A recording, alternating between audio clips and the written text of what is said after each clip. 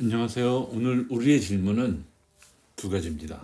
첫 번째는 12.3 윤석열 비상계엄 이후 가장 평온한 집단은 누구일까?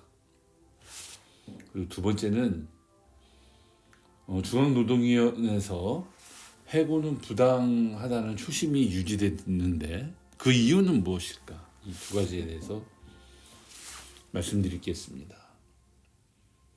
먼저 비상계엄과 계엄 해제 그리고 탄핵 소추 과정을 떠올려 봅니다.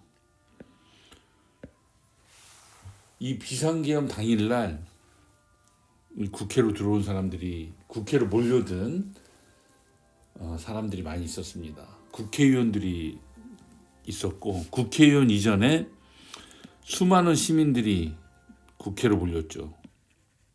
그리고 두 번째는 국회의원들과 당직자들, 이런 사람들이 계엄 당일 국회를 지켰습니다. 그리고 이들이 의결을 통해서 국회의원 의결을 통해서 계엄은 해제됐습니다. 아주 긴박했던 순간이었고요. TV에서 지켜보는 사람들도 가슴을 졸였습니다. 저는 그때 일찍 잠들어서 그 계엄이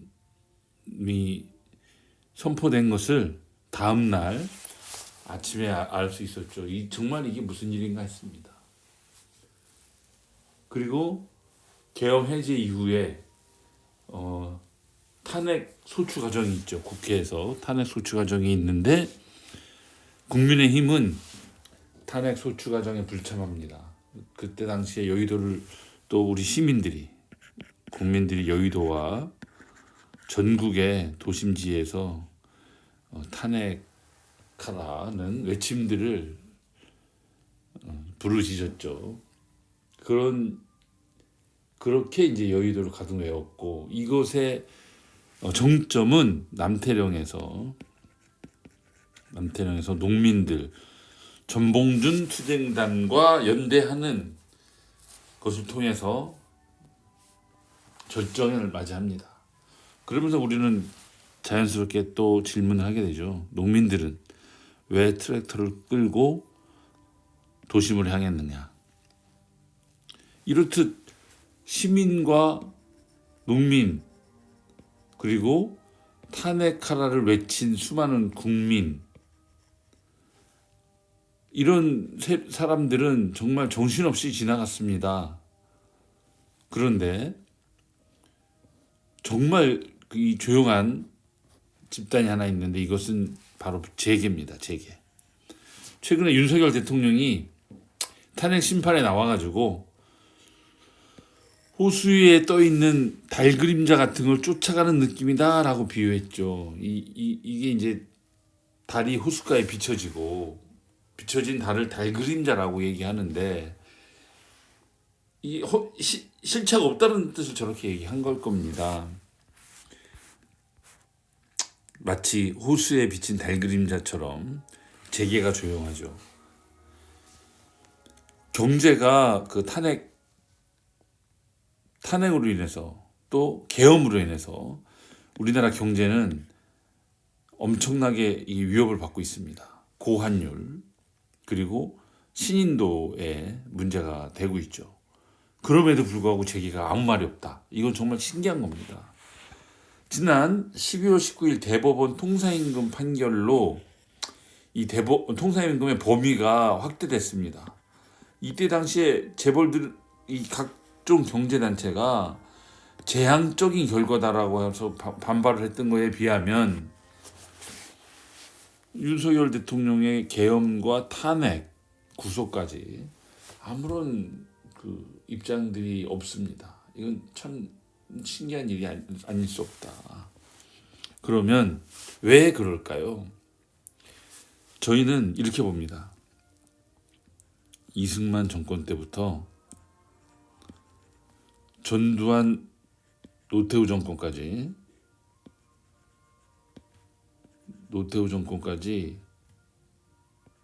이 재벌은요, 이 비호 아래 있었죠. 비호 아래 있으면서 급격하게 성장합니다. 삼성, 현대가 대표적이죠. 그러면 그 이후에 87년 민주화 이후에 김영삼, 김대중 정권, 김영삼 정권 때는 IMF 구제금융이 있었죠. 나라 부도가 났고 뭐 선진화 대열에 들어간다고 WTO에 들어갔지만 결국은 부도에 이르렀죠. 그리고서 이제 민주화 정권에 들어서서 김대중 실질적으로 정권 교체가 일어난 거죠. 김대중 노무현 정권.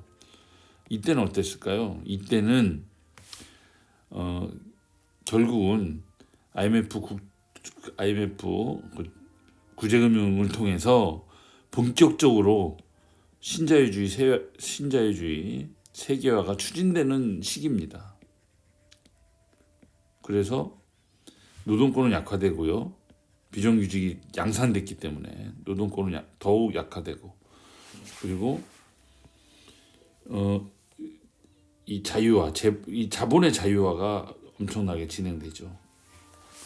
그리고 다른 말로 하면 민영화, 이런 것들이 진행됩니다. 그래서 글로벌 스탠다드라는 말도 나오게 되는 거죠. 이렇게 신자유주의 세계화가 진행됐고, 그러니까 자본의 자유화가 되고, 그러니까 사실 이 재계는 이때도 불만이 없어요. 그리고 아시다시피 이명박 정권은 비즈니스 프렌들리라고 해서 친자본을 노골적으로 선언했고, 박근혜 정권은 경제 민주화를 이야기하긴 했지만 금방 유야무야되고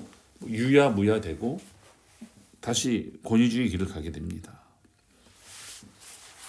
문재인 정권 때가 핵심인데요.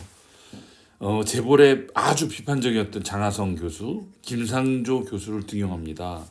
장하성 교수는 정책실로 등용하고, 김상조 교수는 그 유명한 공정거래위원장을 맡기죠.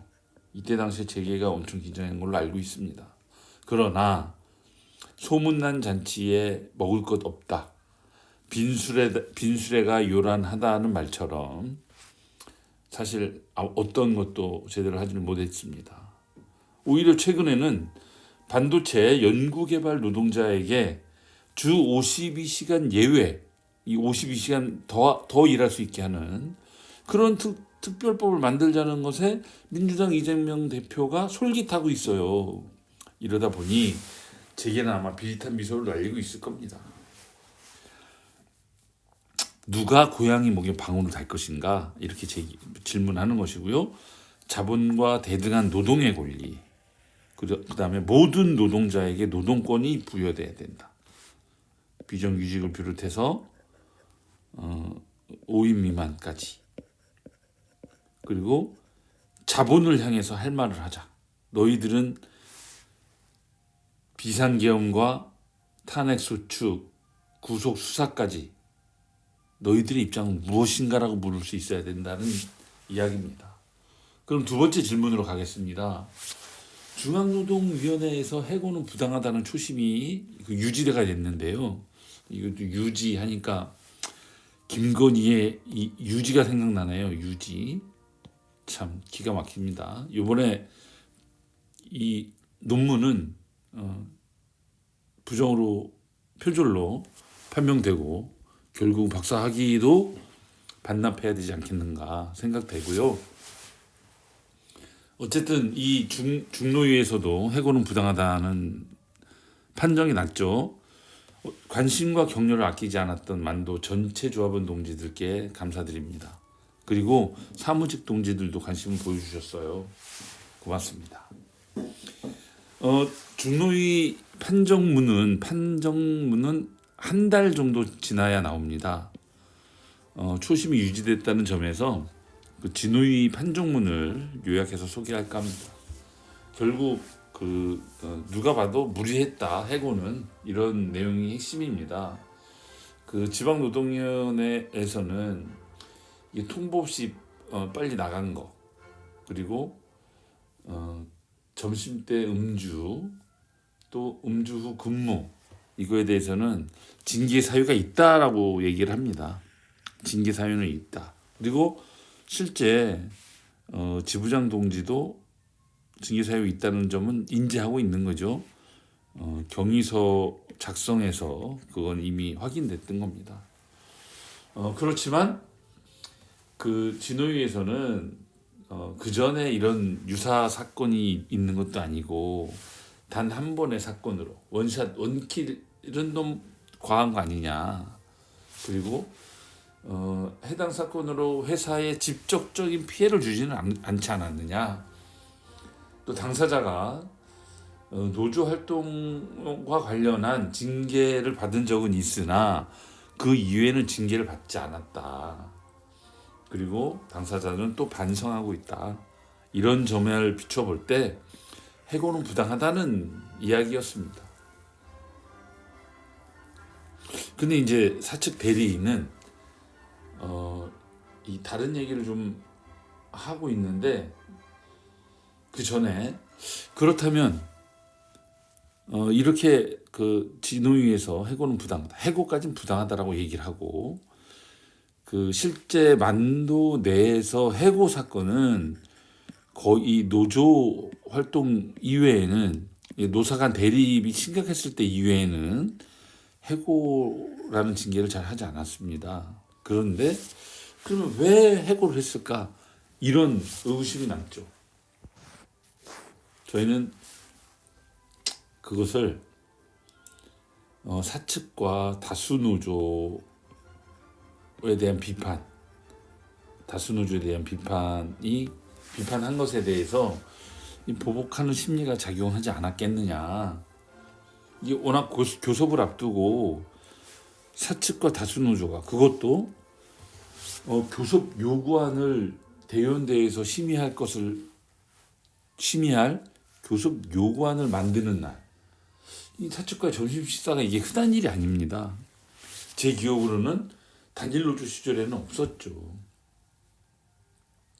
그런데 이러한 정당한 문제 제기에 대해서 사측과 밥 안 먹어본 사람 있으면 얘기해봐라 라고 말했다고 하죠. 만도노조 임원이. 뭐 이런 태도는 공인의 자세는 아니지 않나. 사실 이런 문제 제기였던 겁니다.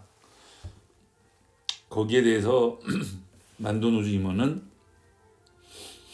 맞불 작전으로 너희들도 음주한 것 아니냐라는 주장을 했고, 이 주장에 따라서 징계가 이루어졌죠. 사측이 이제 그대로 따라했기 때문에. 그리고 또 하나는 금속노조 만도 지부에 대한 사측의 거부감이 여전히 있다. 적개심과 불만의 표현이 있다. 이렇게 생각이 듭니다.